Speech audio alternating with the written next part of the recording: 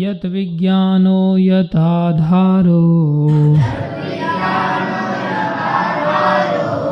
यत् परस्त्वं यदात्मकः एकः सृजसि भूतानि भूतैरेव आत्ममायया यद् विज्ञानो यद् आधारो यत् परस्त्वं यदात्मकः एक सृजसि भूतानि भूतैरेव आत्ममायया यत् विज्ञानो यत् आधारो यत् परस्त्वं यत् आत्मकः एकः सृजसि भूतानि भूतैरेव आत्ममायया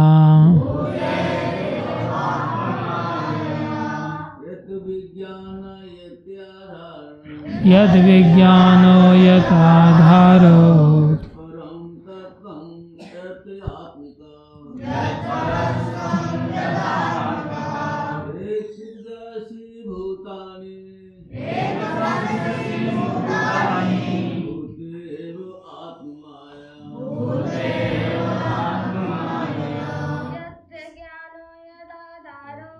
यद् विज्ञान यद् आधारो यत् परस्त्वं यद् आत्मकः एकः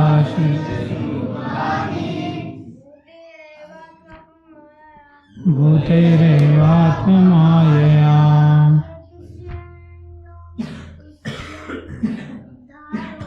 यद् विज्ञानो यद् आधारो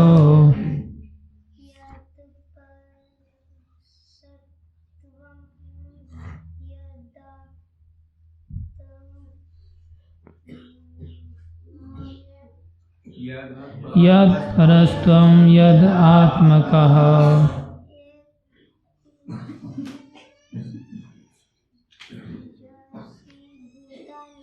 एकः सृजसि भूतानि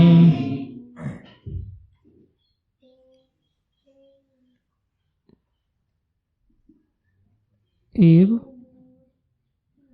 भूतैरेव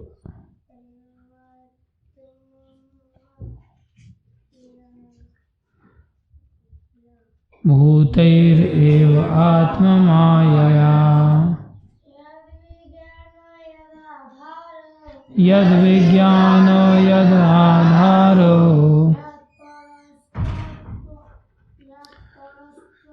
और जल्दी आ गए तुम लोग परस्त्वं यद् आत्मकः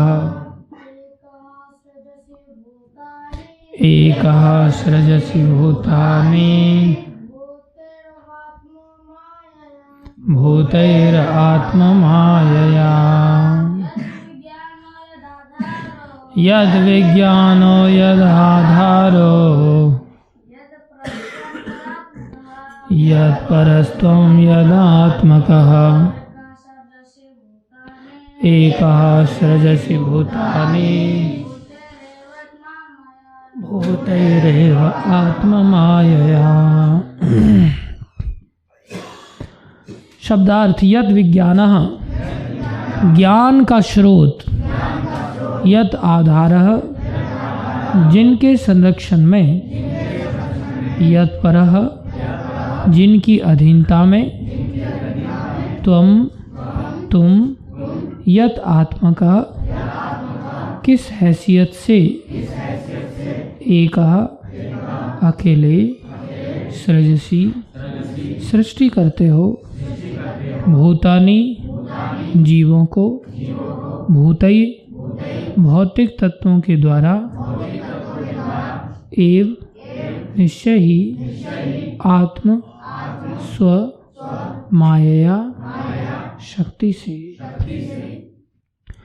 अनुवाद। हे पिताजी, आपके ज्ञान का स्रोत क्या है? आप किसके संरक्षण में रह रहे हैं? आप किसकी अधीनता में कार्य कर रहे हैं? आपकी वास्तविक स्थिति क्या है? क्या आप अकेले ही सारे जीवों को अपनी निजी शक्ति के द्वारा भौतिक तत्वों से उत्पन्न करते हैं? तात्पर्य। अर्चनीय, वंदनीय, प्रातः स्मरणीय जगतगुरु श्रील प्रभुपाद जी द्वारा श्रील प्रभुपाद की जय। श्री नारद मुनि को यह ज्ञात था कि ब्रह्मा जी ने कठिन तपस्या करके सृजन शक्ति प्राप्त की थी। अतः वे समझ सके कि ब्रह्मा जी से भी श्रेष्ठ कोई है जिन्होंने ब्रह्मा को सृजन शक्ति से अभिभूत किया है। इसलिए उन्होंने ये सारे प्रश्न पूछे। अतः प्रगतिशील वैज्ञानिक उपलब्धियों की खोजें स्वतंत्र नहीं होती। वैज्ञानिक को किसी वस्तु का ज्ञान प्राप्त करना पड़ता है जो पहले से अस्तित्व में होती हैं, और वह अपने अद्भुत मस्तिष्क के द्वारा ऐसा करता है जिसका सर्जन कोई अन्य ने किया है। एक वैज्ञानिक इस प्रकार से प्रदत्त मस्तिष्क से कार्य कर सकता है, लेकिन उसके लिए अपना खुद का मस्तिष्क या इसी तरह का अन्य मस्तिष्क उत्पन्न कर पाना संभव नहीं है। अतएव किसी भी सृष्टि के मामले में न तो कोई स्वतंत्र है, न ऐसी सृष्टि स्वचालित है। ध्यान रखना क्या बोलना है आप लोगों ने। मैं मंगलाचरण पढ़ता हूँ, फिर आप लोग अपना अपना जिसको पूछा जाए क्या समझ आया वो बताना। ओम अज्ञानं तिमिरन्धस्य ज्ञानाञ्जनशलाकया चक्षुरुन्मीलितं येन तस्मै श्री गुरुवे नमः। श्री चैतन्य मनोभीष्टं स्थापितं येन भूतले स्वयं रूपा मह्यं ददाति स्वपदान्तिकम्। वन्देऽहं श्रीगुरु श्रीयुतापदकमलं श्रीगुरुन् वैष्णवांश श्रीरूपं साग्रजातं सहगना रघुनाथान्वितं तं सजीवं सान्द्वैतं सावधूतं परिजनसहितं कृष्णचैतन्यदेवं श्रीराधाकृष्णपदान् सहगण ललिता श्री विशाखान्वितां। हे कृष्ण करुणा सिंधो दीनबंधो जगतपते गोपेश गोपिका कांत श्री राधा कांत नमस्तुते। तप्त कांचन गौरंगी राधे वृंदावनेश्वरी वृषभानुसुते देवी प्रणमामि हरिप्रिये। वाञ्छाकल्पतरुभ्यश्च कृपा सिन्धुभ्यैव च पतितानां पावनेभ्यो वैष्णवेभ्यो नमो नमः। जय श्री कृष्ण चैतन्य प्रभु नित्यानंद श्री अद्वैत गदाधर शिवासादि गौर भक्त वृंद। हरे कृष्णा कृष्णा कृष्णा हरे हरे, हरे राम राम राम हरे हरे। हरे कृष्णा कृष्णा कृष्णा हरे हरे, हरे राम राम राम हरे हरे। हरे कृष्णा कृष्णा कृष्णा हरे हरे, हरे राम राम राम हरे हरे। गुरुवे गौरचंद्राय राधिकाय तदालये कृष्णाय कृष्ण भक्ताय तद्भक्ताय नमो नमः।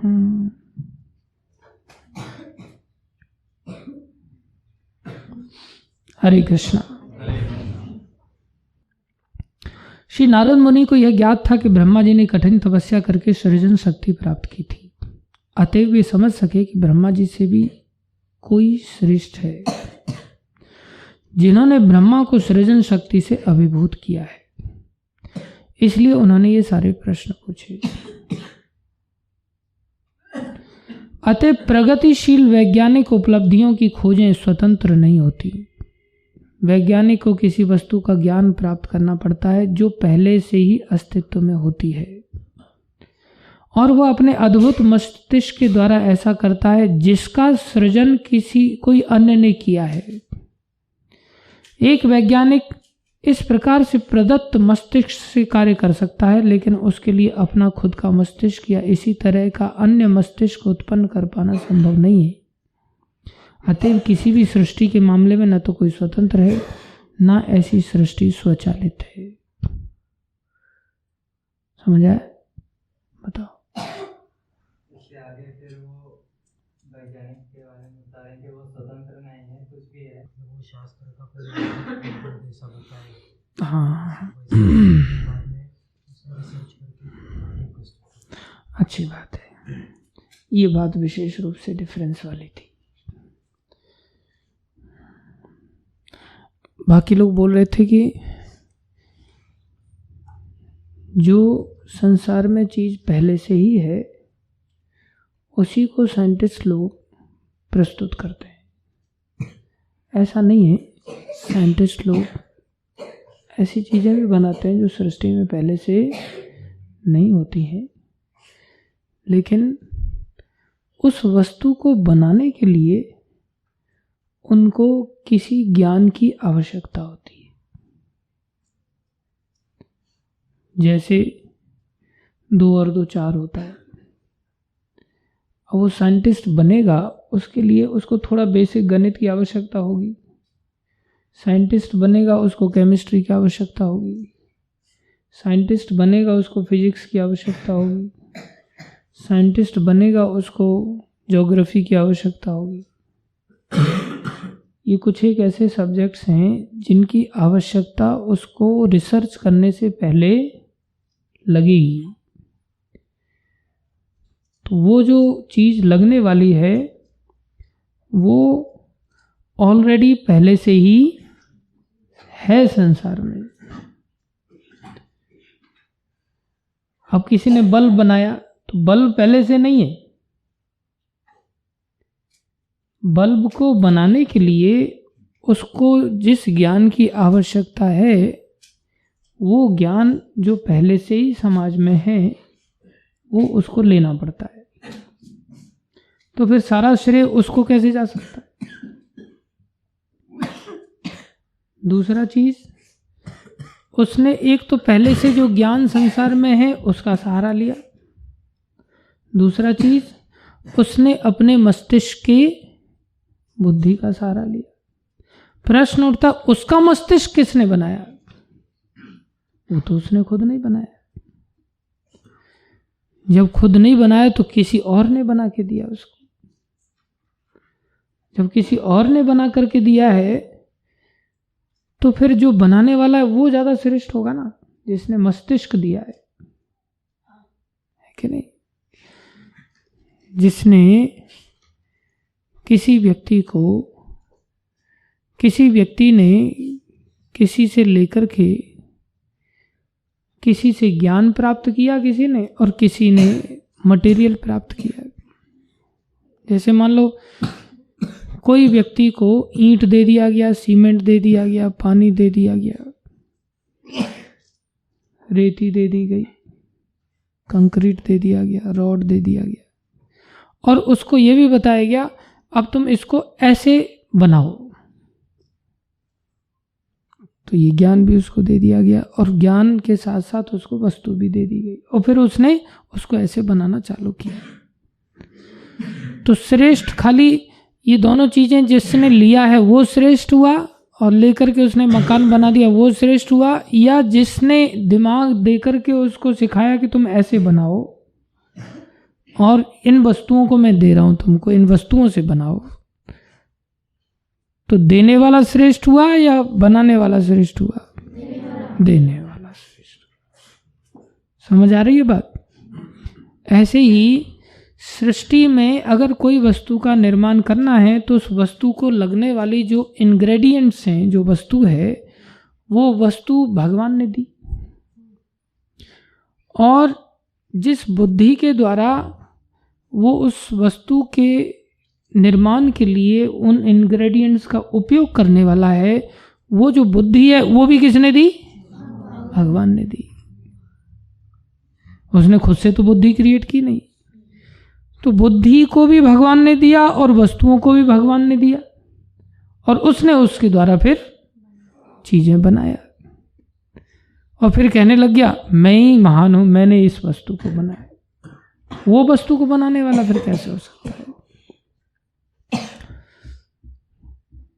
श्रेष्ठ वो होगा जिसने उसको दिमाग दिया। जैसे मान लो कोई बच्चे ने श्लोक रट करके सिखा दिया, सुना दिया, और श्लोक रट करके सुना दिया, वो कहने लगा देखा श्लोक किसने रटा है? मैंने रटा है, मैं बड़ा महान हूं। लेकिन उसने जिस बुद्धि से श्लोक रटा है वो बुद्धि किसने दी? तो फिर भगवान महान कौन हुए? भगवान। तो उसको क्या बोलना चाहिए? भगवान की कृपा से मैं श्लोक याद कर पाया, ऐसा बोलना चाहिए ना। दुनिया में कोई व्यक्ति ऐसा कह सकता है कि मैंने इसकी बुद्धि को मैंने बनाया है?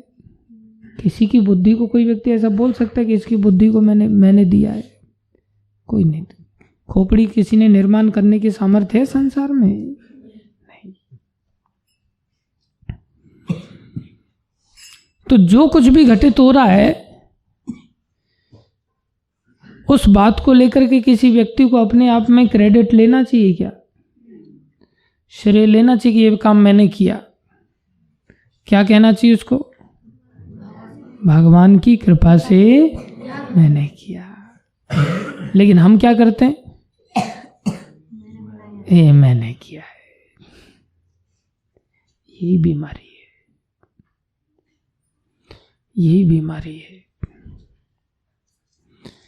और इस बात को भक्त लोग जानते हैं। तो नारद जी कौन है? भक्त हैं, पहले से नारद जी भक्त हैं। भक्ति की शक्ति से अपने पिताजी के इस रहस्य को वो जानते हैं, इसलिए वो पिताजी से ही निकलवाना चाह रहे हैं कि पिताजी कैसा सोचते हैं, पिताजी कैसा सोचते हैं। कुछ और भी बातें आगे चल करके आ रही हैं इसमें श्लोक में, कैसी अद्भुत बातें हैं।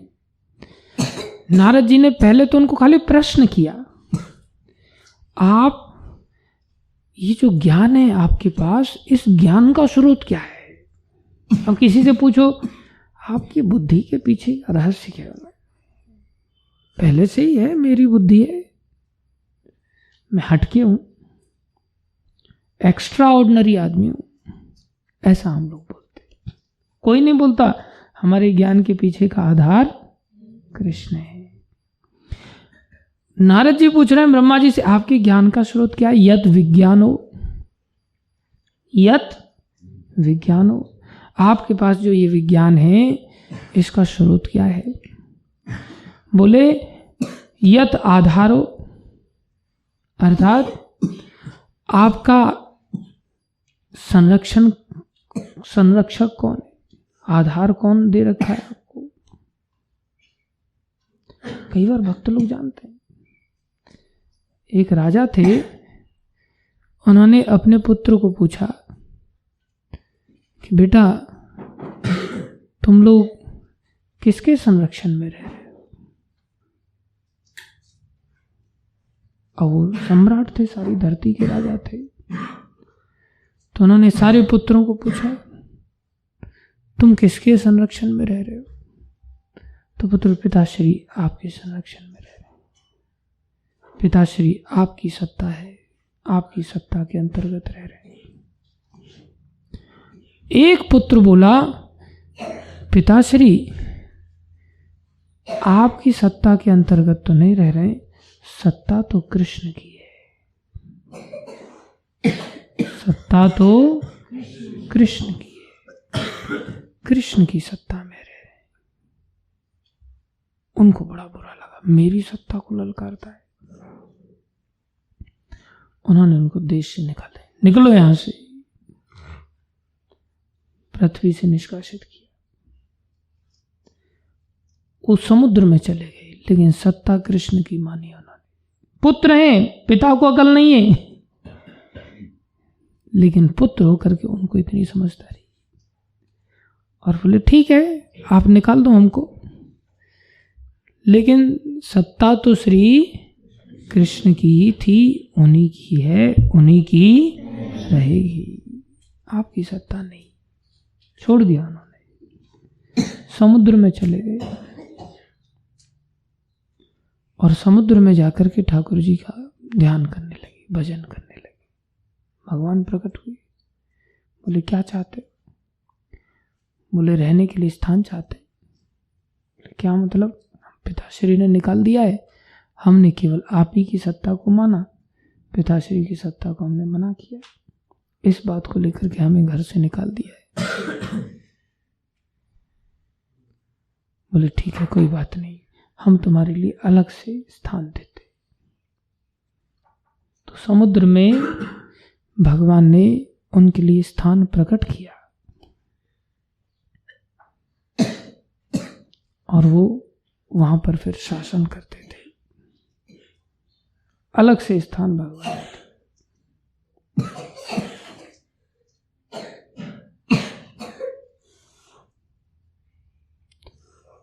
लेकिन सत्ता उन्होंने अपने पिता की स्वीकार नहीं।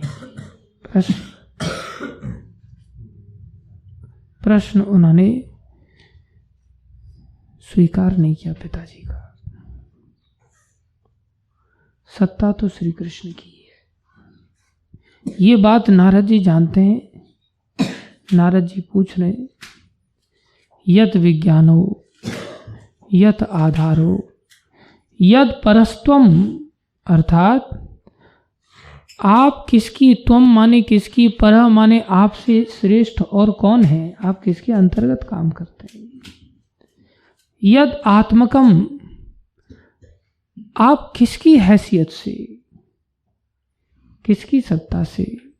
एकः सृजसि भूतानि, आप क्या अकेले ही जीवों का सृजन करते। एक माने क्या आप अकेले ही सृजन करते। सृजसि भूतानि, भूतैर एव आत्म माया, क्या आप अपनी अपनी आत्म माया अपनी शक्ति से ही ऐसा सृजन कर रहे हो, या आपकी सृष्टि के पीछे कोई आधार है, कोई संरक्षण है?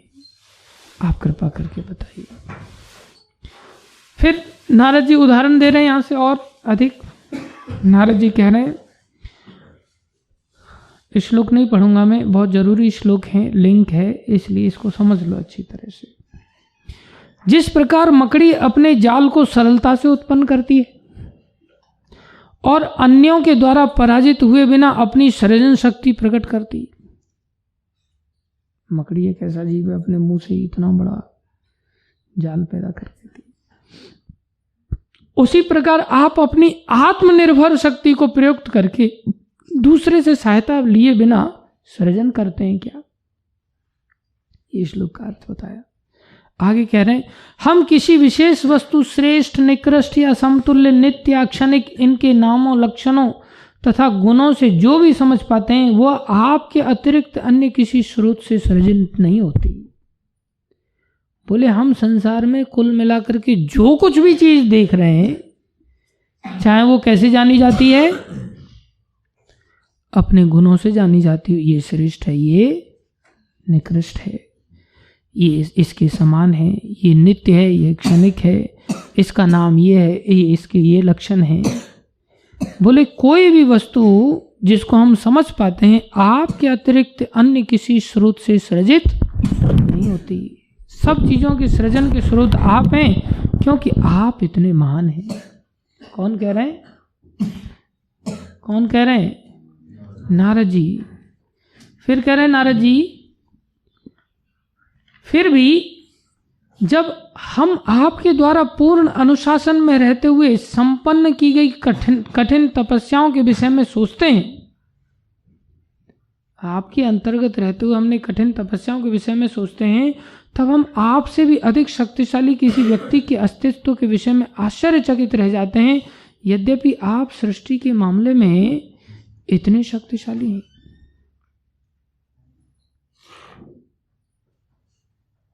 अर्थात आप तपस्या करने के लिए कहते हैं और बोलते तपस्या से ऐसा होगा। तो ये समझ में नहीं आता कि अब आपसे भी बढ़कर कौन? फिर वो कहते हैं, हे पिताजी, आप सब कुछ जानने वाले हैं और आप सबों के नियंता हैं, अतः मैंने आपसे जितने सारे प्रश्न किए हैं उन्हें कृपा करके बताइए, जिससे मैं आपके शिष्य के रूप में उन्हें समझ सकूं। ब्रह्मा जी अब बोलना चालू कर रहे हैं। ब्रह्मा जी क्या कह रहे हैं? ब्रह्मा जी ने कहा, हे मेरे वत्स नारद, तुमने सबों पर, और सबों पर इतना ही नहीं, सबों में बोले मेरे ऊपर भी, मेरे ऊपर भी, मेरे सहित करुणा करके ही ये सारे प्रश्न पूछे हैं। बेटा नारद, तुमने मेरे ऊपर भी करुणा किया सबके साथ साथ। ये कैसा विचित्र उत्तर है। तुमने मेरे ऊपर भी करुणा करते हुए तुमने ये प्रश्न पूछे हैं, क्योंकि इनसे मैं भगवान के पराक्रम को बारीकी से देखने के लिए प्रेरित हुआ हूं। इन प्रश्नों के कारण मैं भगवान की शक्ति को बहुत बारीकी से देखने के लिए प्रेरित हुआ हूं। मैं सोच पा रहा हूं, हाँ कितनी गंभीर बात है ये, तो मेरे को भी विचार करना पड़ेगा कि मैंने किसकी शक्ति से किसके अंतर्गत हूं, मैं क्या हूं, विचार करने वाली बात है। फिर वो क्या कह रहे हैं? बोले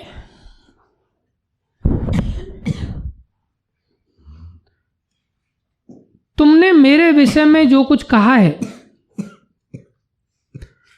अनृत माने असत्य, न अनृत माने जो असत्य नहीं है, अर्थात सब कुछ सही कहा है तुमने। मकड़ी आदि का जो उदाहरण दिया, सारी सृष्टि में सबको जो मैंने बनाया, बोले न अनृतम तब तच्चापि यथा माम प्रब्रवीश वो अविज्ञाय परम मत एतावत्वम यतो ही में। अर्थात तुमने मेरे विषय में जो कुछ कहा है वह असत्य नहीं है, क्योंकि जब तक कोई उन भगवान के विषय में अवगत नहीं हो लेता जो मुझसे परे परम सत्य रूप हैं, तब तक वो मेरे सशक्त कार्यकलापों से निश्चित रूप से मोहित होता रहेगा। अर्थात अंधों में कान्हा राजा।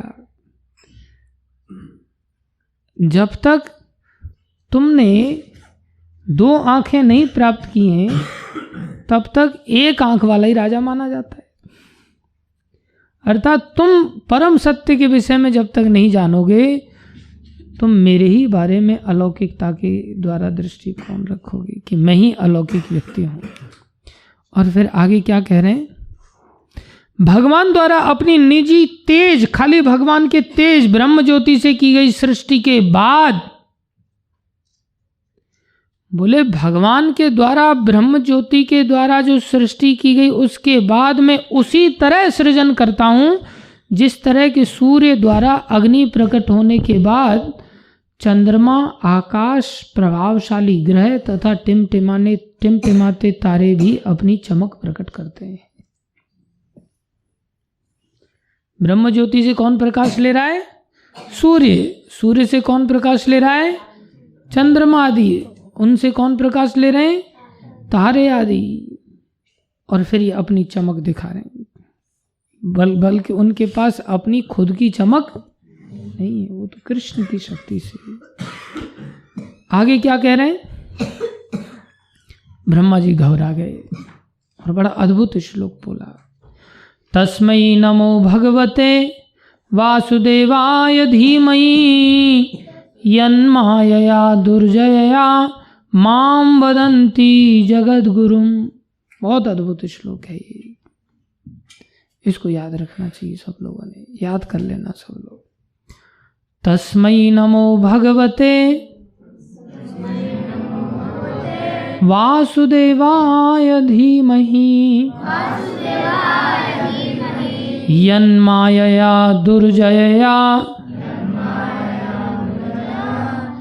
मां वदन्ति जगद्गुरुम।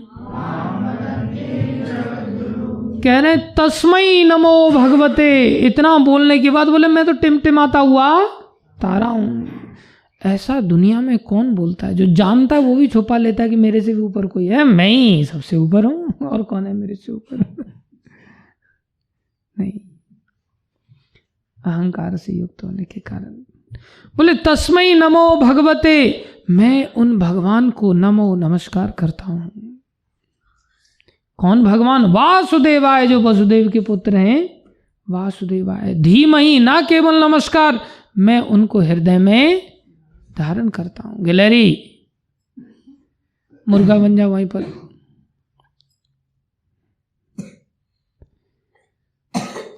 बोले मैं धीमहि, हृदय में उनका चिंतन करता हूं। कैसे भगवान है वो? यन माया, जिनकी माया कैसी है? दुर्जया, जिसको जीता नहीं जा सकता। और बोले ये माया का ये प्रताप है बेटा, जो तुम मेरे को जगत गुरु कह रहे हो। लोग मुझे माम वदंती जगत गुरुम, लोग मुझे जगत गुरु कहते हैं, जबकि मैं जगत गुरु हूं ही नहीं। और संसार में ऐसे जगत गुरु कितने घूम रहे हैं, जिनको लोग नहीं कहते, वो खुद ही कहते हैं मेरे को जगत गुरु कहो।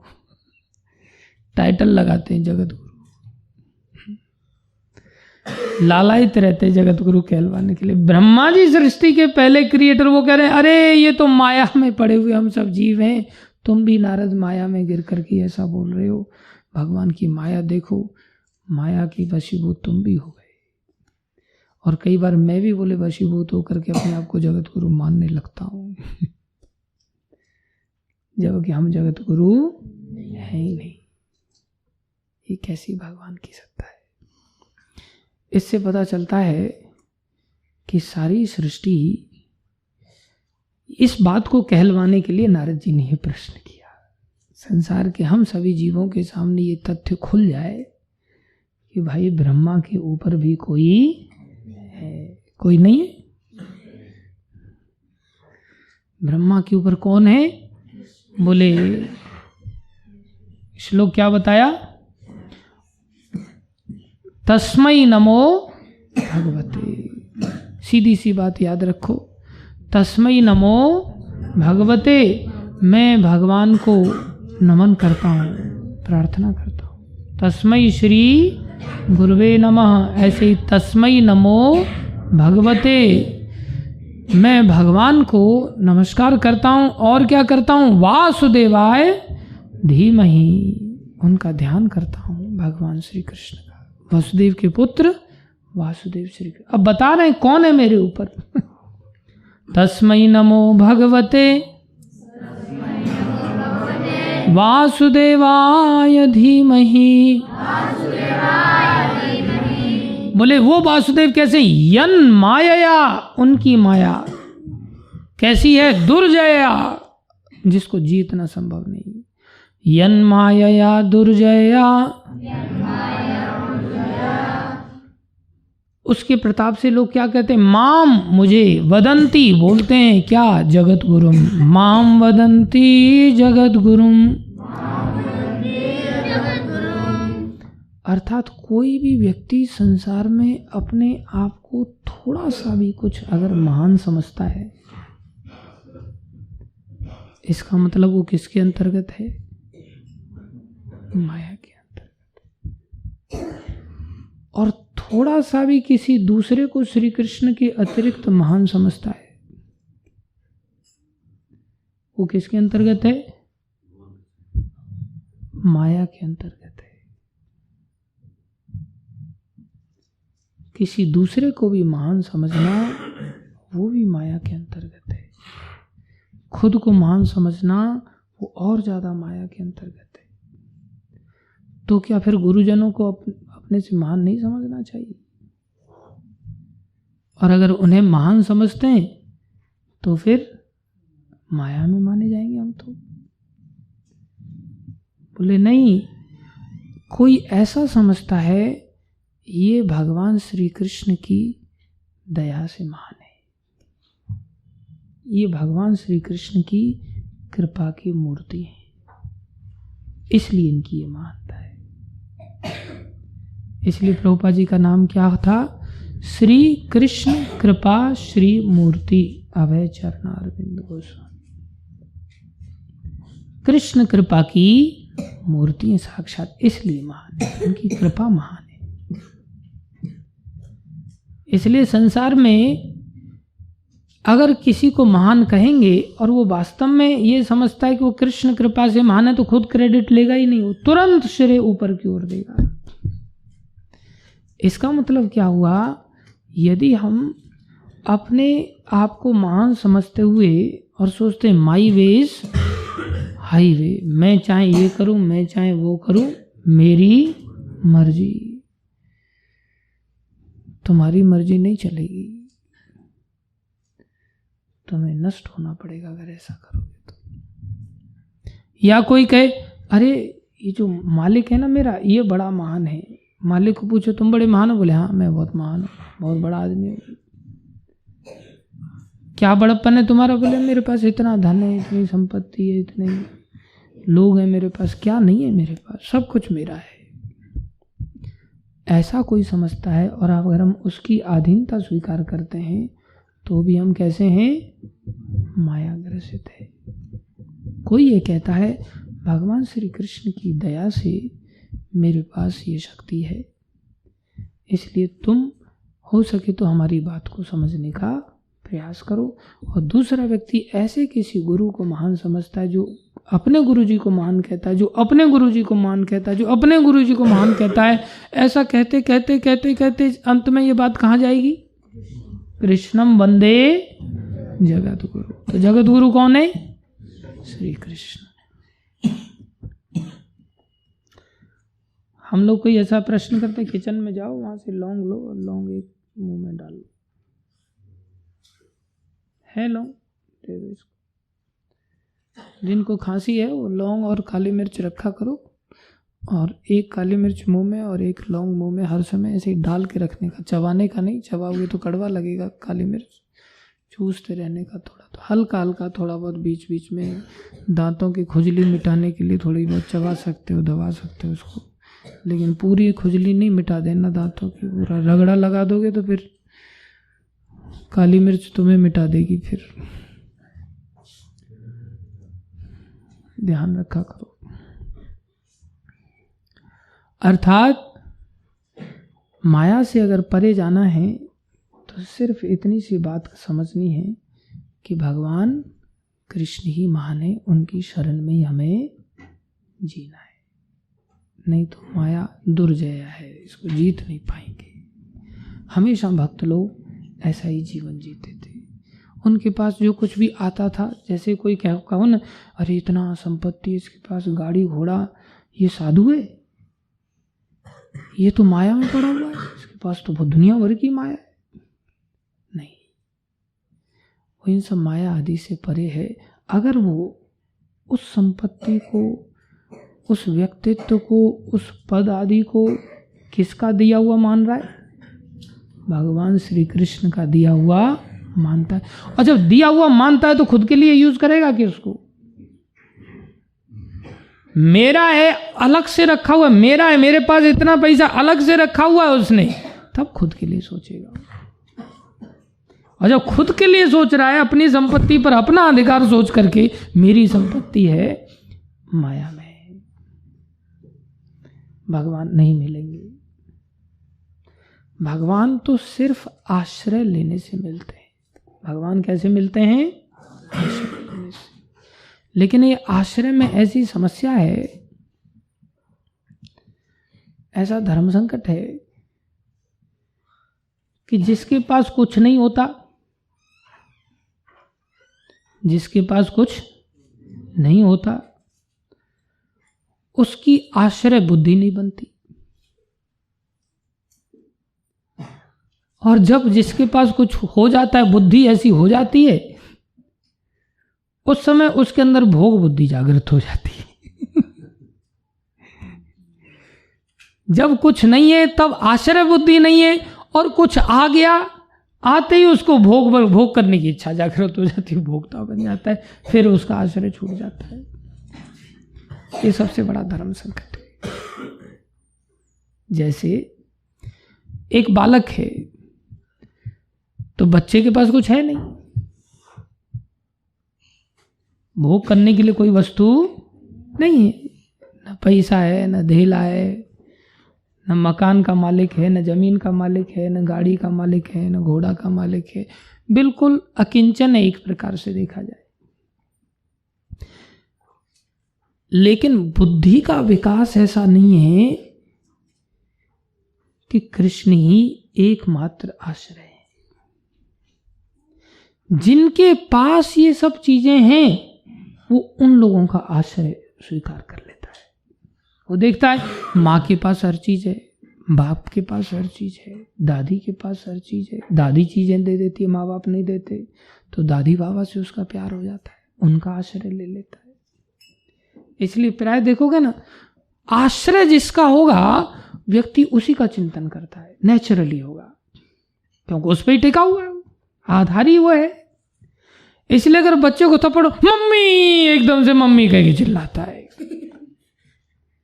मम्मी की याद क्यों आई? क्यों कृष्ण की याद नहीं आई? क्योंकि आश्रय किसका ले रखा है? मम्मी का। आश्रय किसका लेके रखा है? पापा का।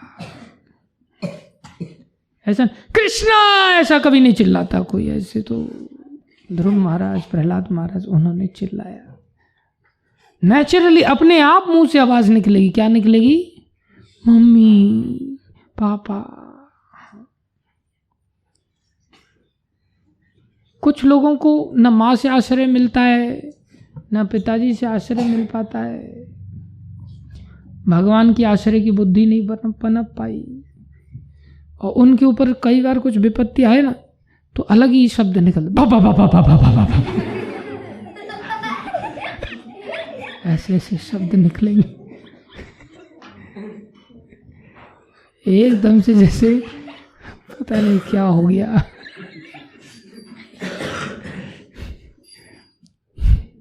पापा पापा पापा पापा, ऐसे कुछ भी फुसकार मारता रहता है, से कुछ भी बोलता है बेचारा, या खाली मर गया, खाली चिल्ला रहा है, ना माँ निकल रहा है, ना बाप निकल रहा है, ना भाई निकल रहा है, ना बंधु निकल रहा है, ऐसे ही चिल्लाता है।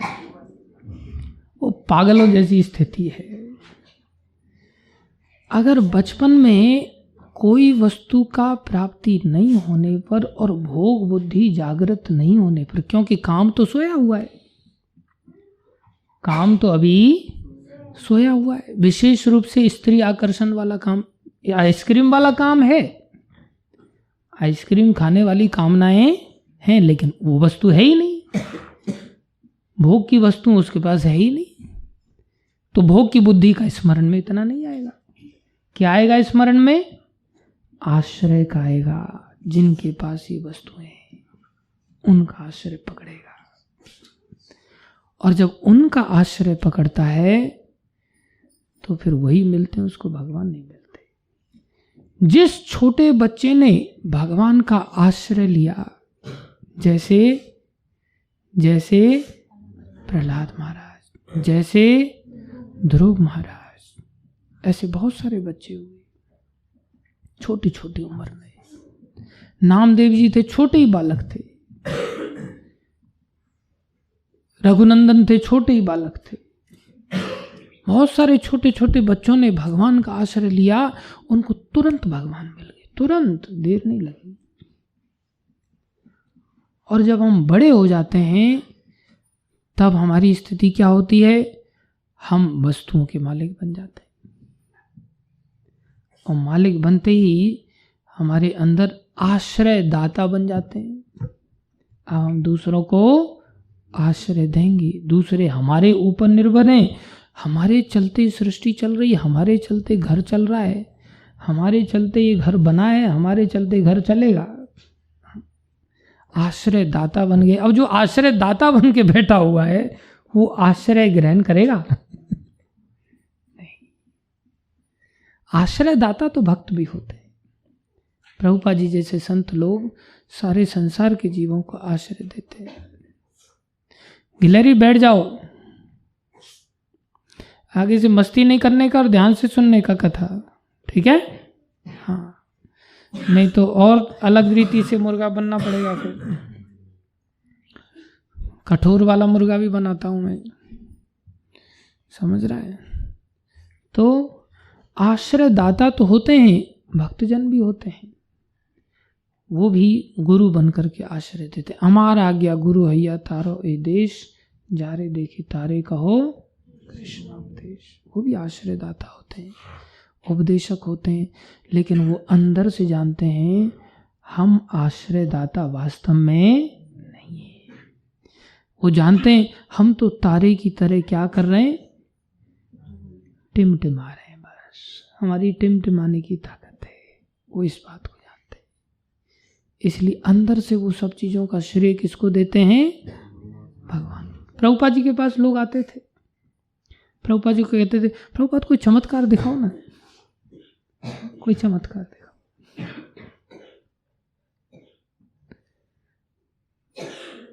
प्रभुपाद जी कहते थे मेरे पास ये विदेशी अमेरिकन लोग, हिप्पी लोग जो थे पहले, जिन्होंने कभी कृष्ण का नाम तक नहीं सुना था, ये लोग सर मुड़ा करके साधु बन करके यहाँ बैठे हैं, ये आपको चमत्कार नजर नहीं आता?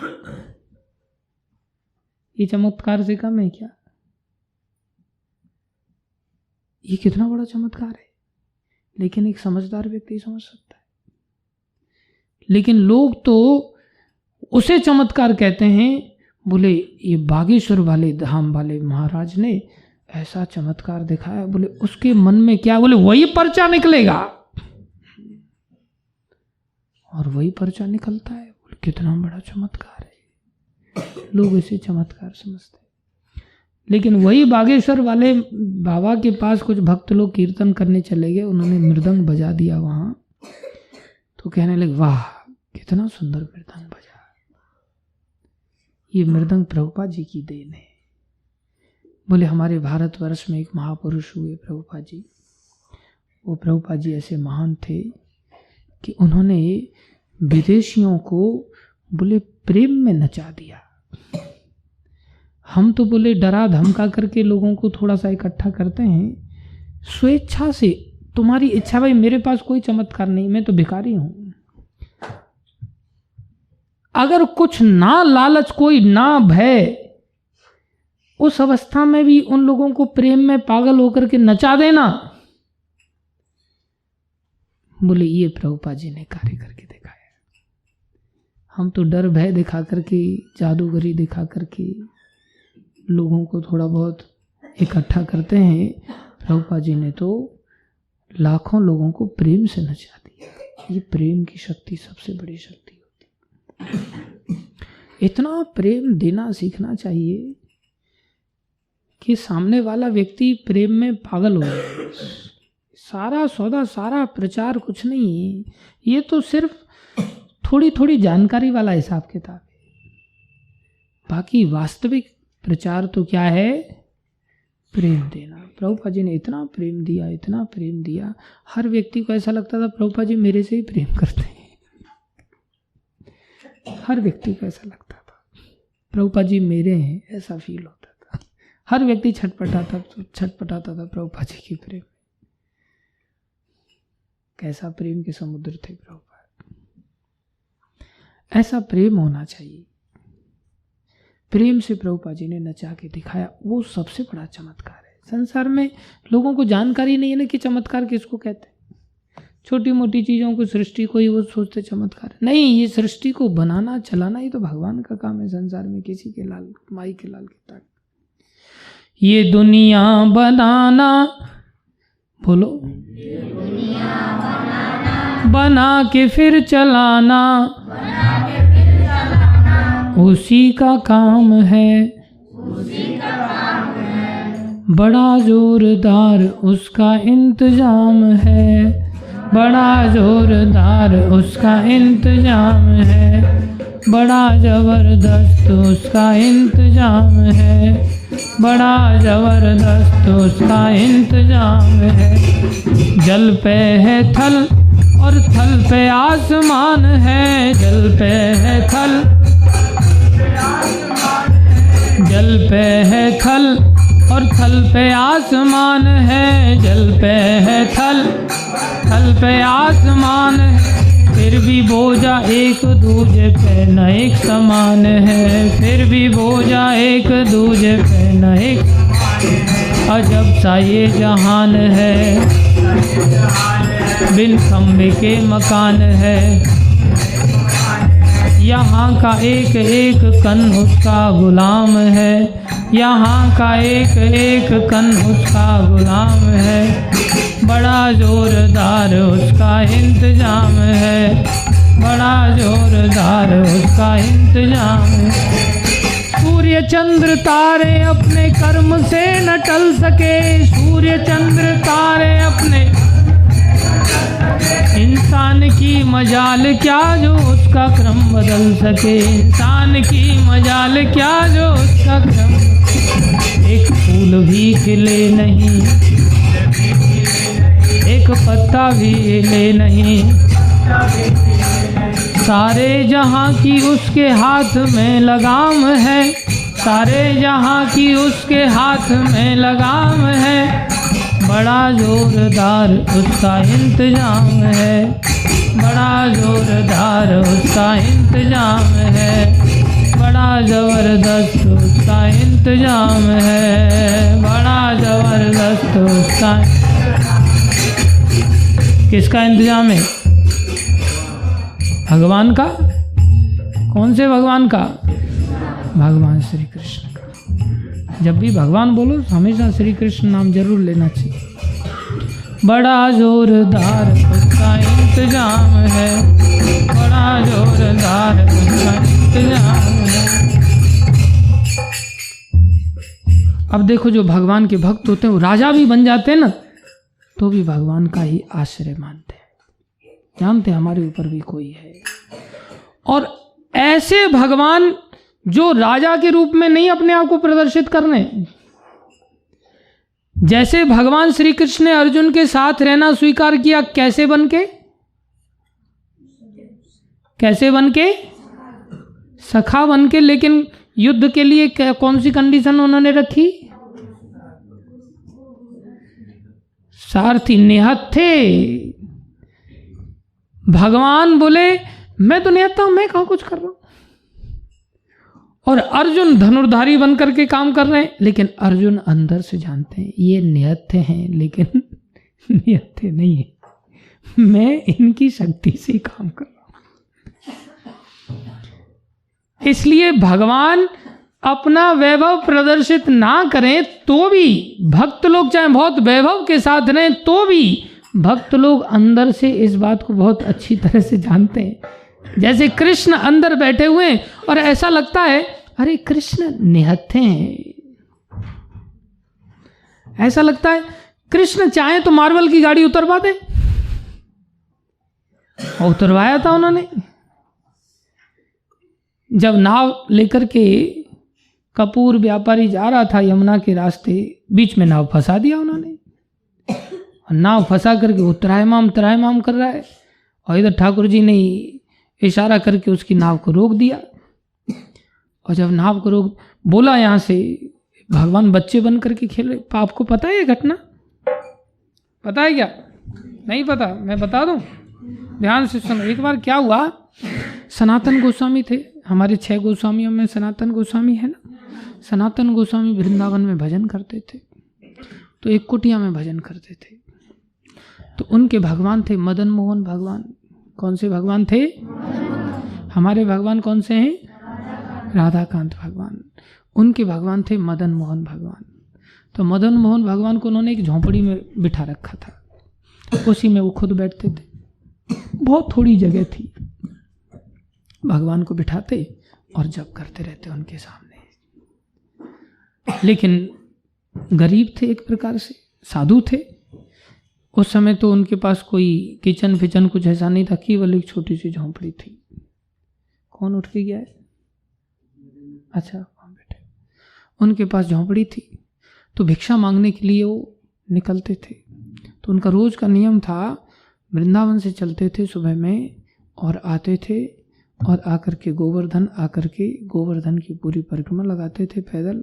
वृंदावन से पैदल आते थे गोवर्धन की परिक्रमा लगाते थे, गोवर्धन की परिक्रमा लगा करके मथुरा जाते थे, क्योंकि उस समय गोवर्धन में कोई मकान दुकान नहीं था, पूरा जंगल था, पर्वत था। बस वृंदावन से यहाँ तक आने में भी कोई गांव नहीं पड़ता था, पूरा जंगल था।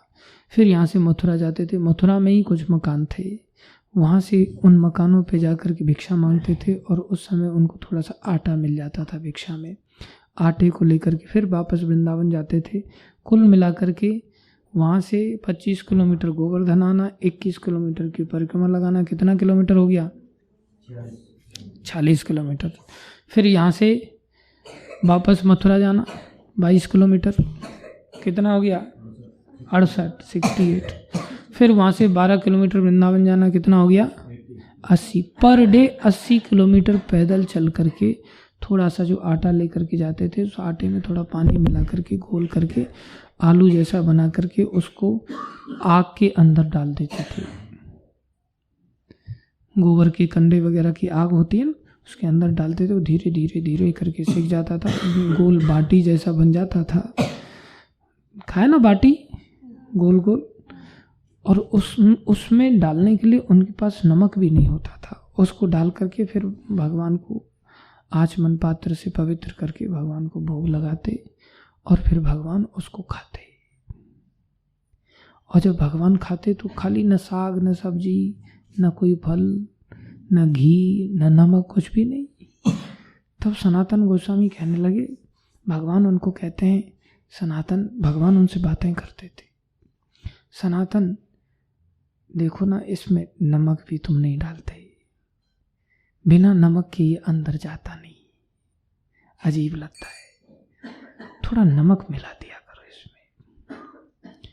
तो बोले देखो मैं साधु हूँ प्रभु, साधु को ये सब चीज़ें किसी से डिमांड नहीं करनी चाहिए कि मुझे ये चाहिए ये चाहिए ये चाहिए। साधु बन गए, भगवान के शरण में आगे समर्पित हो गए, तो जो मिल जाता है उसी से काम चलाना होता है कि नहीं? ये नहीं कि मेरे को परवल की सब्जी खानी है, मेरे को भिंडी की सब्जी खानी है, मेरे को फूल गोभी के पकौड़े खाने हैं, मेरे को पनीर के पकौड़े खाने हैं, आज मेरे को चिल्ली पनीर खाने की इच्छा हो रही है, कल मेरे को शाही पनीर खाने की इच्छा होगी। नहीं, जो साधु बन जाता है, देखो कुत्ते बन जाएंगे अगर हम किसी जन्म में, तो क्या हम ऐसे डिमांड रख सकते हैं? गधे बन जाएंगे तो कुछ मांग सकते हैं? गाय बन जाएंगे तो कहेंगे नहीं मेरे को खल दोगे तो ही खाऊंगा, नहीं खल नहीं दोगे मेरे को भिगो करके तो मैं नहीं खाऊंगा भूसा, ऐसा कह सकती है गाय? नहीं। बोले नहीं आज दलिया नहीं दिया तुमने, दूध तो मेरा सारा निकाल लिया, आज दलिया बनाया ही नहीं, तुम आना बेटा मैं सींग से तेरा पेट फाड़ डालूंगी। ऐसा कहती है क्या गाय? नहीं। आतंक मचाएगी क्या गाय? नहीं।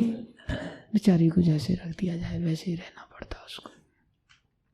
हम एक बार ट्रेन से जा रहे थे, हमने देखा पूरे शहर का गंदा पानी एक तालाब में इकट्ठा होता था, उसके पास से ट्रेन लाइन जा रही थी और ट्रेन लाइन के बीच में और तालाब के बीच में बहुत थोड़ी सी ज़मीन थी जिस पर थोड़ा आदमी खड़ा रह सकता। वहाँ एक गाय बंधी हुई थी। अब बेचारे के पास बैठने की भी जगह नहीं थी, बंधी हुई है, इतने मच्छर उसको काट रहे थे, हर समय पैर ऊपर नीचे पूंछ हिला रही, लेकिन कर क्या सकती? कह सकती है यहाँ इतने मच्छर काट रहे मेरे को, कह सकती है ऐसा? नहीं, कष्ट झेलना पड़ता है। पेड़ बन जाएंगे तो कहेंगे नहीं नहीं मेरे को आप अपने आंगन में लगाओ, मैं वहीं खड़ा हूँगा, नहीं तो बाहर में गिर जाऊँगा, ऐसा पेड़ कह सकता है?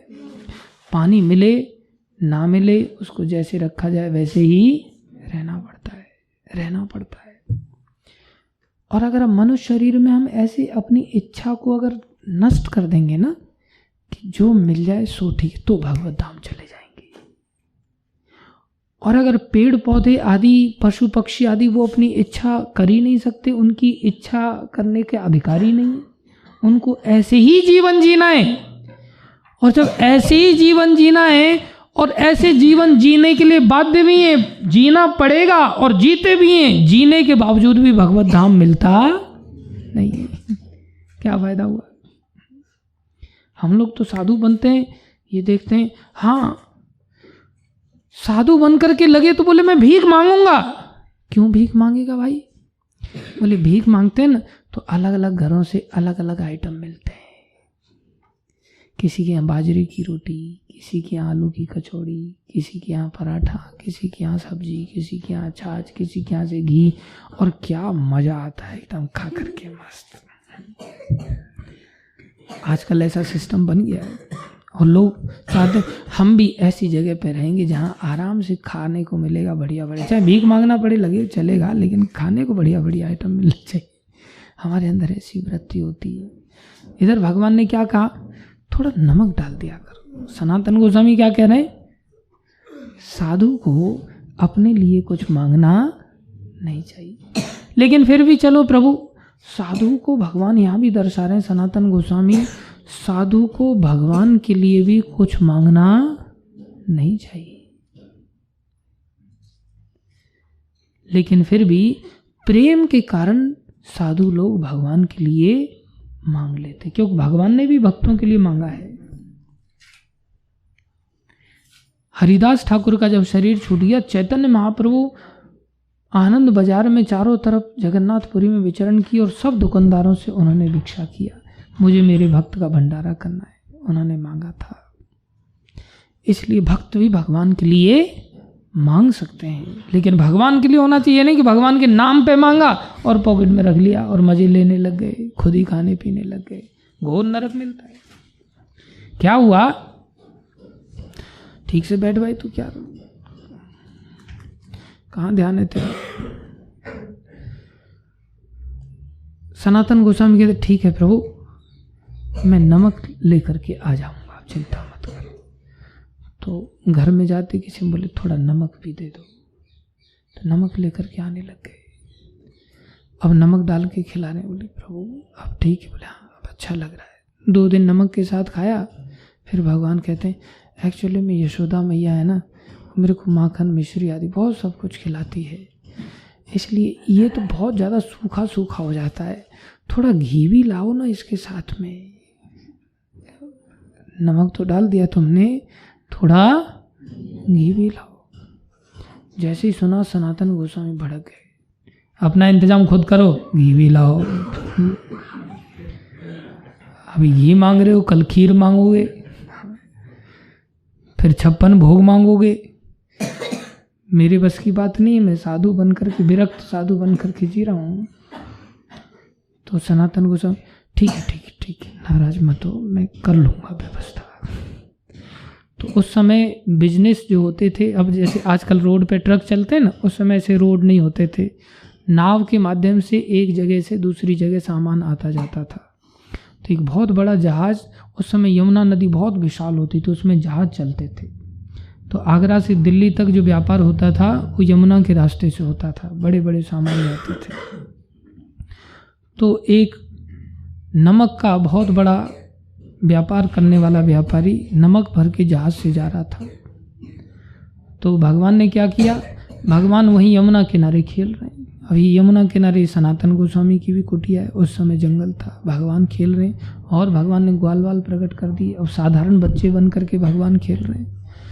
तो इतनी देर में अचानक से भगवान ने तूफान ला दिया और चक्रवात भंवर पड़ने लगे यमुना के अंदर। और भंवर पड़ने, ऐसे ऐसे विशाल भंवर पड़ रहे हैं, जैसे गोल गोल घूमता है ना पानी, उसमें कुछ डालो तो अंदर घुस जाती है ना चीज़, ऐसे ही उसका जहाज घुसने लग गया उसमें। अब तो घबरा गया, जहाज गोल गोल घूम रहा है, उसको लगा अब घुसा अंदर, अब गया अब गया। अब आसपास में जंगल है, दूर दूर तक कुछ दिखाई नहीं दे रहा है, एक आध कुटिया दिखाई दे रही है बस, उसके अंदर एक आध दिया टिमटिमा रहा है। तो दूर से चिल्लाया वो जोर से, बचाओ बचाओ, अरे कोई है, बचाओ बचाओ, ऐसे चिल्ला रहा है। तब ये भगवान वहाँ खेल रहे हैं बच्चे बन करके। भगवान कहते हैं इधर से, अरे चिंता मत कर चिंता मत कर, बोले लेकिन कैसे मैं मर रहा हूँ यहाँ, जहाज डूब रहा है मेरा, कुछ करो, किसी को बुलाओ। बोले अच्छा बोल, सनातन बाबा की दुहाई है, सनातन बाबा की दुहाई, ऐसा बोल तू बस। वो सोचा कि इससे क्या हो, तो सनातन बाबा की दुहाई है ऐसा बोलने लग गया, सनातन बाबा रक्षा करो, सनातन बाबा रक्षा करो। और फिर जहाज अचानक से किनारे लग गया, उसका चक्रवात खत्म हो गया। उतर के आया, आकर के बच्चों से पूछता है, बच्चों ये सनातन बाबा देखा, बच गया कि नहीं? बस तो गया,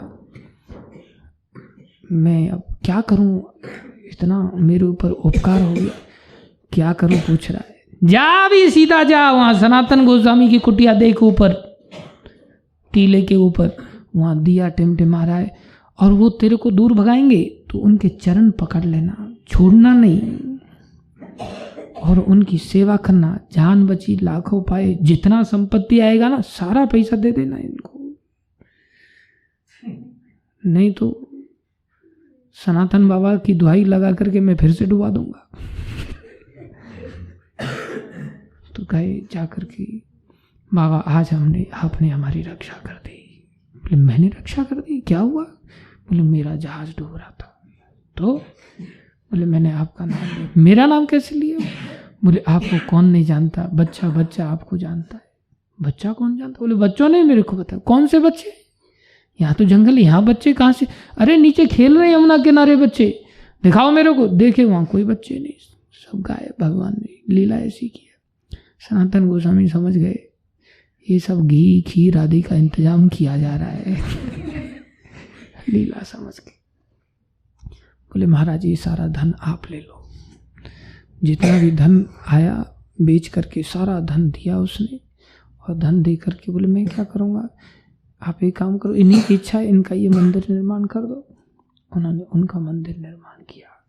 आज भी वो मंदिर है, मदन मोहन मंदिर, यमुना किनारे परिक्रमा मार्ग में पड़ता है। बहुत भव्य मंदिर बनाया।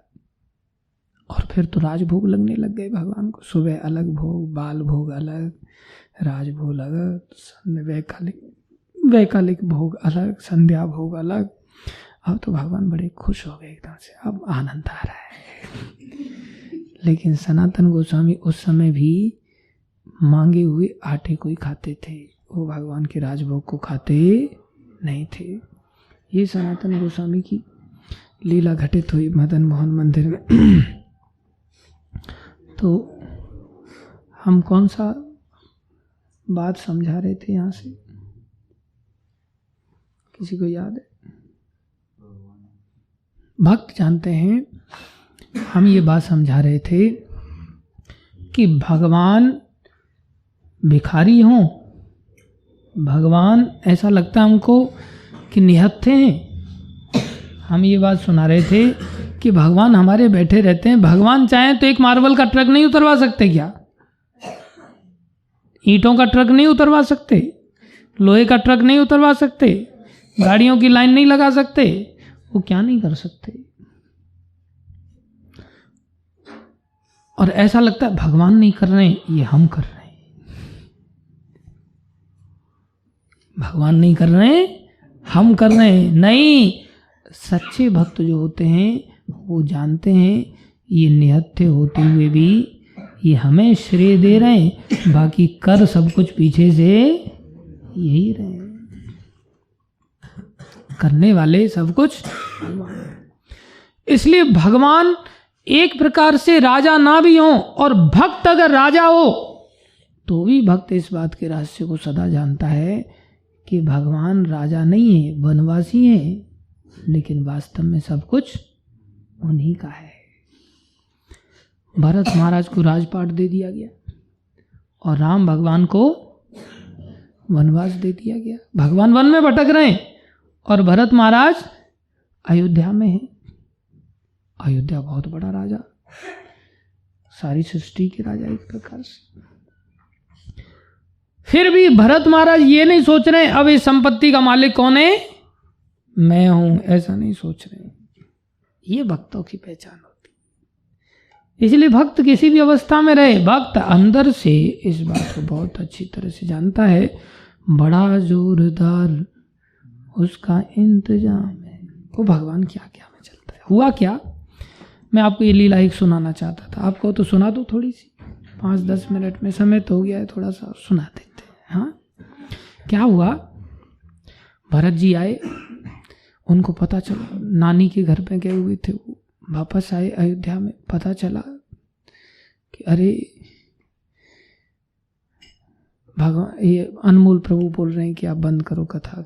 क्या करो, मेरे को बोल रहे थे कि जल्दी आ जाओ, बैठ खोलना है। नहीं बोले तो मुझे 9:30 बजाएंगे, मुझे बजाएंगे, थोड़ी कथा सुन ले तू भी, थोड़ी सुन ले। माला तो करता ही, थोड़ी कथा सुन ले। तुम लोग कथा सुनने में कोई दिक्कत तो नहीं है ना? ठीक हो ना? कुर्सी पुर्सी मंगवाओ, ठीक, बैठो। नानी के घर से वापस आए, पता चला भगवान राम का वनवास हो गया है। बड़ा प्रेम करते थे भगवान से, छटपटाने लगी। बोले मैं जाऊंगा भगवान के दर्शन करने के लिए जाऊंगा। तो क्या हुआ, उन्होंने सारी अयोध्या में सूचना दे दी। अब सब अयोध्यावासी भी भगवान के बिना विरह में परेशान थे, दुखी थे। अब सारी अयोध्या में सूचना दे दी उन्होंने कि भाई एक काम करना, जो जो चलना चाहे हमारे साथ चल सकता है। अब सबको पता चला कि भरत महाराज जा रहे हैं भगवान से मिलने के लिए चित्रकूट में। तो सारे लोग पूछ, हमें भी ले चलोगे, हमें भी ले चलोगे, हमें भी ले चलोगे। भरत जी ने, अच्छा जो जाना चाहे सब चलना।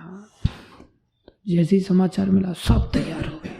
क्या हुआ, घर घर साजहे वाहन नाना, घर घर साजहे वाहन नाना, हर्ष हृदय पर भात पयाना, हर्ष हृदय पर भात पयाना।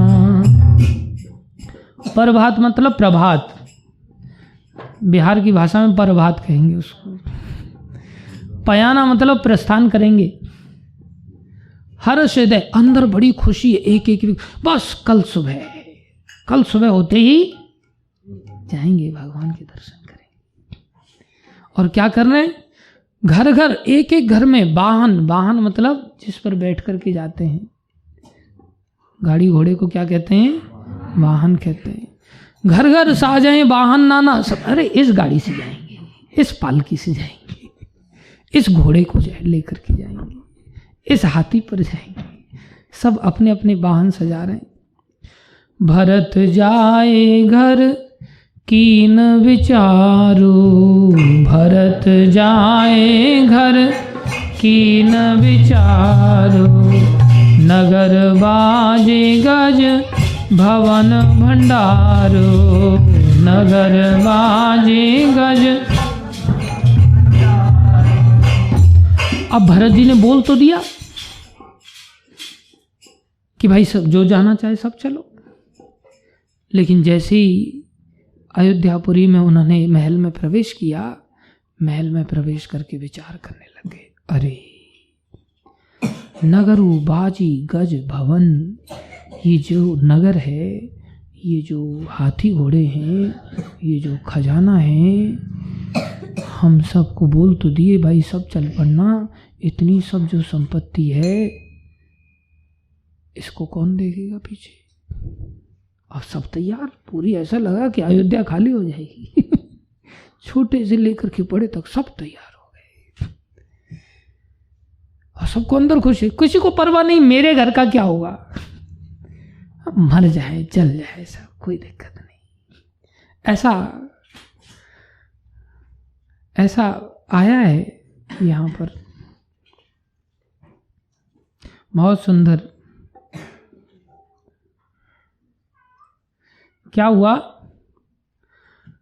अब भरत जी विचार कर रहे हैं, चीजों को देख देख करके कह रहे हैं, संपत्ति सब रघुपति के आई, संपत्ति सब रघुपति के आई, जो बिनु जतन चलो तजताही, जो बिनु जतन चलो तजताही, तो परिणाम न मोर भलाई, तो परिणाम न मोर भलाई, पाप शिरोमणि साईं दुहाई, पाप शिरोमणि साईं दुहाई, पाप शिरोमणि साईं दुहाई, पाप शिरोमणि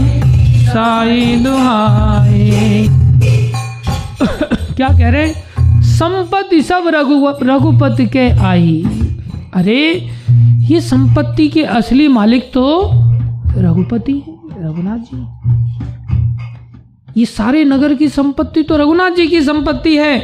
जो बिनु चलऊं, जो बिनु जतन चलऊं तज ताई। अगर मैं इस संपत्ति को बिना यत्न के, बिना देखभाल के ऐसे ही छोड़ के चला जाऊंगा तो परिणाम न मोर भलाई, फिर मेरी भलाई नहीं है भाई। और मेरी स्थिति क्या होगी? पाप शिरोमणि साई दुहाई। राम जी की सौगंध खाता हूं, मैं पापियों में सबसे शिरोमणि पापी बनने खा जाऊंगा। ध्यान दो, यहां से कितना बड़ा सिद्धांत निकल करके आता है। यहां से इतना बड़ा सिद्धांत निकल करके आता है कि हम अपने जीवन में अगर तोलेंगे तो पता चलेगा ये तो हमारे जीवन में है ही नहीं। हमको लगता है हम साधु हैं और वास्तव में हम पापों में इतने बड़े पापी हैं कि हम पाप शिरोमणि कहलाएंगे। ऐसा कब? ऐसा तब। देखो यहाँ तो राज्य की संपत्ति को लेकर के भगवान की संपत्ति मान रहे हैं। अगर हम मंदिर में रह रहे हैं, और मंदिर तो भगवान का ही होता है, और मंदिर की एक एक चीज किसकी है? भगवान की है। और भगवान की एक एक चीज के लिए अगर हम यत्न के साथ उस वस्तु का देखभाल नहीं करते, उस वस्तु का देखभाल नहीं करते, एक एक चीज का, एक एक चीज अगर हमारे सामने सड़ रही है, खराब हो रही है, बर्बाद हो रही है, और हम एक एक चीज का देखभाल नहीं करते, तो हम पापियों में शिरोमणि बन जाएंगे। इतना खतरनाक हो जाएगा। ऐसा हो कैसे सकता है कि हम भगवान की संपत्ति को ऐसी बर्बाद होने दें? हम देखभाल नहीं कर सकते। कोई देखभाल करता भी तो अहंकार कर लेता, उसे मैं देखभाल कर रहा हूं। नहीं, बोले भगवान की वस्तु में अगर ममत्व तो नहीं है, क्या नहीं है? ममत्व मतलब ये वस्तु मेरी है। मेरी क्यों? क्योंकि ये भगवान की है। मेरी है तो किसके लिए है? भगवान के लिए। मेरी है तो मेरे लिए नहीं है। जो ममता संसार में होती है, वही ममता अगर भगवान की वस्तु में नहीं आई, जैसे संसार में हमारा घर में ममता होती है और घर की चीज का देखभाल करते हैं कि नहीं? भाई बरसात आ रही है, दीपावली आ गई, अब चलो भाई पेंट होना है, व्यवस्था करनी चाहिए कहीं से। लोग सोचते पैसा नहीं, अरे लेकिन गाटर सड़ जाएंगी, पैसा नहीं, क्या हम खुद नहीं कर सकते? चलो खुद कर लेते हैं। गरीब लोग बेचारे सब कुछ खुद कर लेते हैं। क्यों कर लेते हैं? ममता के कारण। ऐसी ही ममता अगर भगवान की वस्तु को लेकर के उत्पन्न हो जाए तो फिर हमारा उद्धार हो जाए। और अगर ऐसी ममता नहीं हुई तो यहाँ भरत महाराज कहते हैं, अगर मैंने ऐसा त्याग करके चला गया, अब किस लिए जा रहे हैं? दर्शन करने के लिए जा रहे हैं। हम तो चीजों को सड़ा हुआ छोड़ करके सोने चले जाते हैं, वो भगवत दर्शन के लिए जा रहे हैं। सारे पूर्ववासियों की भावनाओं की कद्र करते हुए लेकर के जा रहे हैं, लेकिन अंदर कितनी चिंता सता रही है उनको, दुखी हो गए। 1 रुपए को भी राजा बनने के पश्चात भी ये नहीं सोच रहे ये मेरा सब पैसा है, सोच रहे ये सब खजाना, घोड़े, सब कुछ, हाथी वगैरह, ये सब भगवान की संपत्ति है और इसका अगर इंतजाम नहीं किया तो राम की सौगंध खा करके कह रहे हैं, भगवान के इतने बड़े भक्त हैं भरत महाराज के, उनका कोई तुलना ही नहीं कर सकता, इतने बड़े भक्त हैं। वो भगवान राम की सौगंध खा रहे हैं कि मैं भगवान की संपत्ति का अगर देखभाल नहीं किया मैंने, तो मैं पापियों में क्या कहलाऊंगा? शिरोमणि, सबसे बड़ा पापी हूं। हम यहाँ से आते जाते कल परसों हमने देखा आलू की बोरी जो पैर पहुंचने वाली बोरी वहाँ पर पानी में पड़ी हुई है, सड़ रही है। लोग उसके ऊपर से आना जाना चालू कर दिए। वो ख़त्म हो जाए, बर्बाद हो जाए, कोई परवाह नहीं। ये नहीं कि उसको उठा करके जस्ट थोड़ा सा साइड में कोई रख दे। हर व्यक्ति राजा का बाप बन करके उस बोरी के ऊपर से चला जा रहा है, किसी को दिखाई नहीं दे रहे, अंधे होकर के चले जा रहे। अरे उस बोरी को उठा करके रख दोगे, कहीं कोई कंस्ट्रक्शन का काम हो रहा है, उस कंस्ट्रक्शन में उसको अगर भिगो करके सीमेंट के ऊपर डाल दी जाए तो उससे उस सीमेंट की स्ट्रेंथ कितनी अच्छी बढ़ जाएगी। क्या उस चीज़ को हमें संभाल करके नहीं रखना चाहिए? क्या ये कोई बहुत बड़ा कार्य, कहने वाला कार्य है? मंदिर का गटर ओवरफ्लो हो रहा है, सब देख रहे हैं पानी फैल रहा है। बोले जो गटर साफ करने वाला है वो करेगा, हम तो राजा हैं, हमें तो कुछ करने की ज़रूरत है नहीं। किसी को आंखों से दिखाई नहीं दे रहा है कि ये पानी बर्बाद हो रहा है, ये पानी से बदबू फैलेगी, भगवान का मंदिर है, भगवान को दुर्गंध जाएगी घूम फिर करके। कोई बाहर से आता है, भक्त लोग आते हैं, वो हमसे क्या प्रेरणा लेंगे, इस गटर को हम कैसे साफ कर दें, कोई परवाह नहीं। गाय अंदर घुस करके आ गई, कोई चिंता नहीं, गाय जिसको निकालेगा, हमारा मंदिर है ही नहीं, जो बर्बादी होनी होती रहे, क्या फर्क पड़ रहा है। जब हम इस प्रकार से जीवन जीते हैं, हम घोर पापी कहलाते हैं। भगवान कैसे मिलेंगे? भगवान नहीं मिलता। कोई पाइप पड़ा हुआ है, वो पाइप उपयोग में आ सकता है, हमने खेलने के लिए उस पाइप को तोड़ मरोड़ करके बस फेंक दिया, किसी पाइप को कहीं फेंका, किसी पत्थर को तोड़ दिया कूदी मार करके, किसी बल्ब को उखाड़ दिया, किसी वायर को खींच दिया, बस मंदिर में आकर के अगर ऐसा नुकसान की वृत्ति है। मंदिर में आ रहे हैं, देख रहे हैं भगवान के मंदिर के सामने का फर्श बिछा हुआ है, भगवान रोज सारे आंगन को देखते हैं, दर्शन दूसरों को जब भगवान देते हैं, भगवान देखते हैं कौन कौन आया है, मेरे सामने का फर्श कैसा है, सब व्यवस्थाएं कैसी हैं। हम ऊँट का मुंह करके ऊपर से चले आते बिना पैर पहुँचे और चारों तरफ अपने चरण चिन्ह अंकित कर देते भगवान को दर्शन कराने के लिए। प्रभु, हे प्रभु, आप हमारे चरणों को आप दर्शन करते रहिए। हम भक्त हैं या घोर पापी हैं? इतनी अकल नहीं है हमारे अंदर। कहने के पश्चात भी इतनी अकल नहीं आ पाती कि जो बोरे आसपास में बिछाए जाते हैं उस पर चप्पल नहीं उतारनी होती, उस पर चप्पल दूसरी जगह उतार करके उसको चप्पल से उस पर पैर पहुँच करके अंदर आना होता है। इतना हमारे पास दिमाग में है ही नहीं। चप्पल भी हम कहीं फेंकते हैं, कोई कहीं कोई कहीं। हम ऐसा नहीं कि दीवार से हमें सिस्टमेटिकली थोड़ा सा बस जा रहे हैं हबड़ हबड़ और कहीं भी चप्पल फेंकते हुए जा रहे हैं। चप्पल भी सीधी लाइन से नहीं उतार सकते। हम अपनी वस्तुएं जो हमारी जिम्मेदारी में दी गई उनका ख्याल तक नहीं रख पाते। कपड़े सड़ रहे हैं बाल्टी में पड़े हुए, बाथरूम का कोई साफ सफाई नहीं, इसके बहुत भयानक परिणाम होते हैं। भरत महाराज कहते हैं भाई मुझसे बड़ा कोई पापी नहीं। आगे क्या हुआ? करहि स्वामी हित सेवक सोई, करहि स्वामी हित सेवक सोई। सेवक कौन है?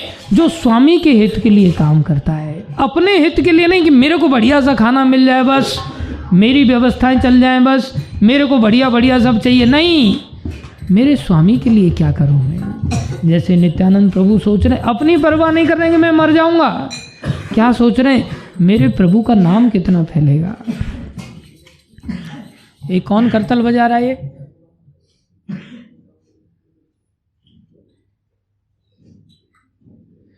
करहि स्वामी हित सेवक सोई, करहि स्वामी हित सेवक सोई।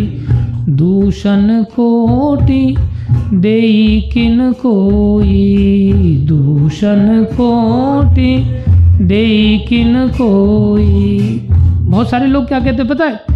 हम तो चीजों को संभालने जाते हैं लेकिन लोग हमारे ऊपर शक करने लगते। हमें ही झाड़ पड़ जाती उल्टी, बोले तेरे को किसने बोला इस चीज को संभालने के लिए? थोड़ा परमिशन लेना चाहिए था। अरे परमिशन ले लेके थक गए। भरत महाराज कहते हैं दूषण कोटि दिन किन देई किन कोई।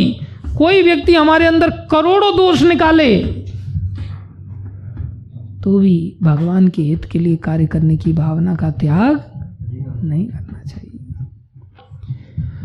अस विचारे सुचि सेवक बोले अस विचार सुचि सेवक बोले जे सपने हूँ निज धर्म न डोले जे सपने हूँ निज धर्म न डोले। ये बहुत बड़ी बात, देखो कितना अद्भुत ग्रंथ है ये। सारे ग्रंथ अभी एकदम से चीज़ें समझाई नहीं जा सकती भाई, टाइम लगता है बातों को समझाने के लिए। हमको लगता है एक दिन का लेक्चर सुन लिया बस पहुंच गए भगवत धाम। भरत जी ने क्या किया, अस विचार, ऐसा विचार करके सुचि सेवक, एक होते हैं सेवक एक होते हैं सुचि सेवक, सुचि सेवक उनको बुलाया, सुचि सेवकों को बुलाया। सुचि माने बहुत अच्छे, बहुत ही ज़्यादा अच्छे सुचि सेवकों को बुलाया।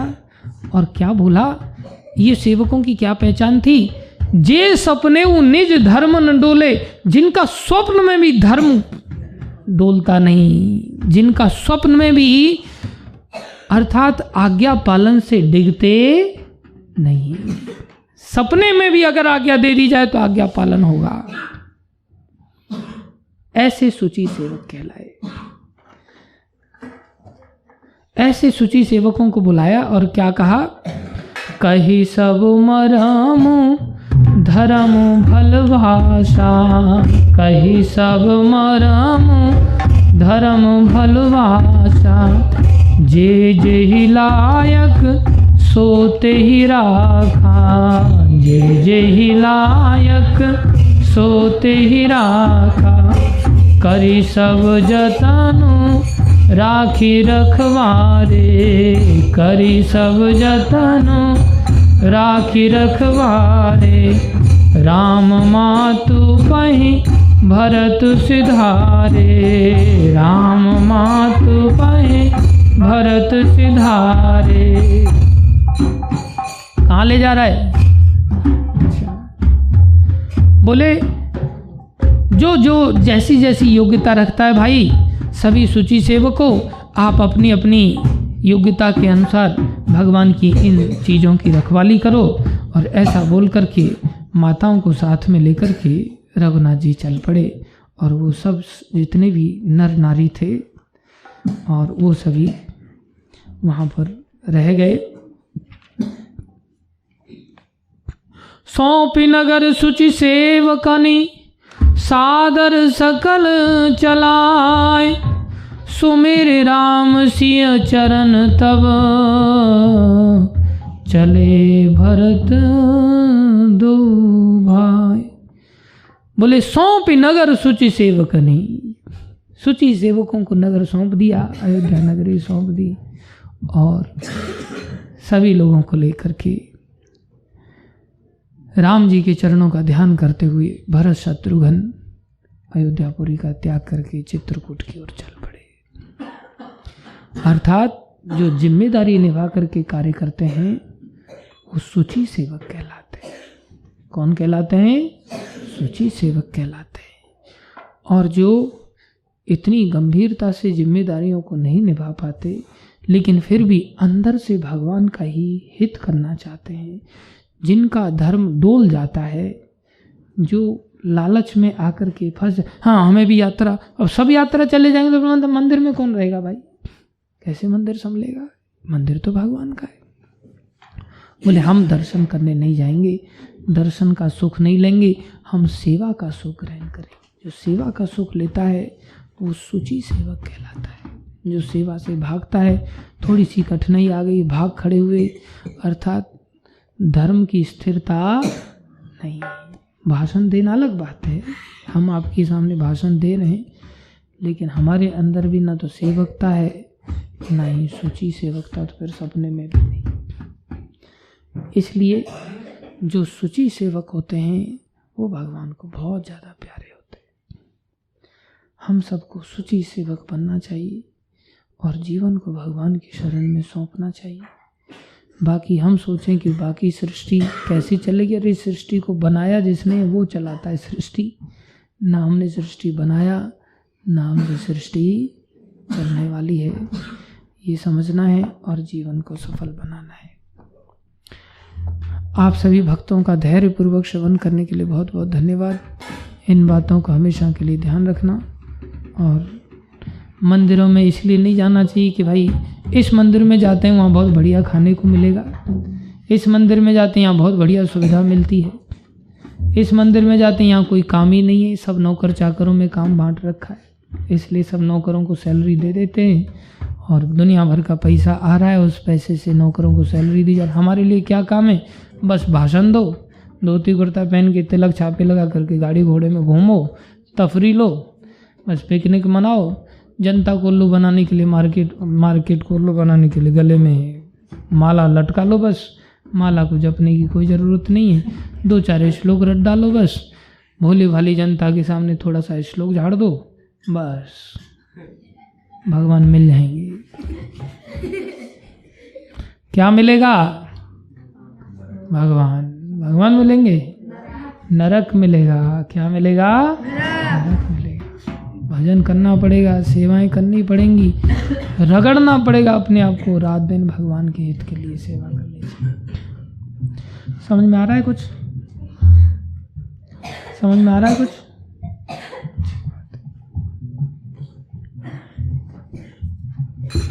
बोलो भगवान की लीला ग्रंथ श्रीमद् भागवत महापुराण की जय। जगत गुरु श्रील प्रभुपाद की जय। श्री गुरु महाराज की जय।